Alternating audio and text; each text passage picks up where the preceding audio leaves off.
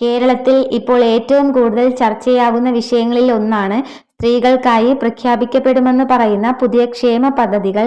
പ്രത്യേകിച്ച് സ്ത്രീ സുരക്ഷാ പെൻഷൻ, വീട്ടമ്മമാർക്കുള്ള ധനസഹായം, വിദ്യാർത്ഥിനികൾക്കുള്ള 1000 രൂപ സ്കോളർഷിപ്പ്, സ്ത്രീകൾക്കുള്ള പ്രത്യേകം സുരക്ഷാ പദ്ധതികൾ എന്നിവ.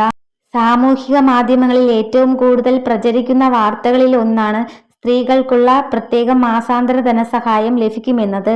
സ്ത്രീകൾക്കുള്ള സുരക്ഷാ പദ്ധതികളും പുതിയ മാറ്റങ്ങൾ ഉണ്ടാകുമെന്ന റിപ്പോർട്ടുകൾ. രാത്രി സമയങ്ങളിൽ സ്ത്രീകൾക്ക് സുരക്ഷിത യാത്ര ഉറപ്പാക്കുവാൻ പ്രത്യേകം പോലീസ് പെട്രോളിംഗ്, വനിതാ ഹെൽപ്പ് ലൈൻ സെന്ററുകൾ, അടിയന്തര സഹായ നമ്പറുകൾ, സ്ത്രീകൾക്കായുള്ള ഫാസ്ടാഗ് നിയമസഹായം എന്നിവ ശക്തമാക്കുവാനുള്ള സാധ്യതകളെക്കുറിച്ചും ചർച്ചകൾ നടക്കുന്നു.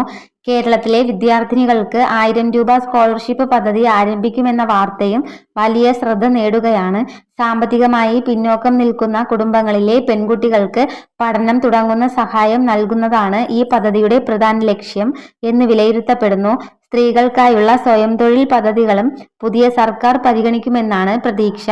ചെറിയ ബിസിനസ് ആരംഭിക്കാൻ പലിശരഹിത വായ്പകൾ, കുടുംബശ്രീ യൂണിറ്റുകൾക്ക് അധിക സഹായം, വീട്ടമ്മമാർക്ക് ഓൺലൈൻ ജോലി പരിശീലനം, ഭക്ഷ്യ ഉൽപാദന നിർമ്മാണ യൂണിറ്റുകൾ, കൈത്തറി, കൈത്തൊഴിൽ മേഖലകളിൽ പ്രത്യേക ധനസഹായം എന്നിവയും ചർച്ചയിലുണ്ട്.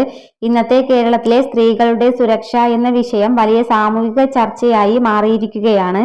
പൊതുസ്ഥലങ്ങളിൽ സ്ത്രീകൾ നേരിടുന്ന ബുദ്ധിമുട്ടുകൾ, സൈബർ ആക്രമണങ്ങൾ, കുടുംബാതിക്രമങ്ങൾ, ജോലിസ്ഥലങ്ങളിലെ പ്രശ്നങ്ങൾ എന്നിവയെ നേരിടാൻ ശക്തമായ നിയമ സംരക്ഷണവും അതിനുവേണ്ട നടപടികളും ആവശ്യമെന്ന് പലരും അഭിപ്രായപ്പെടുന്നു.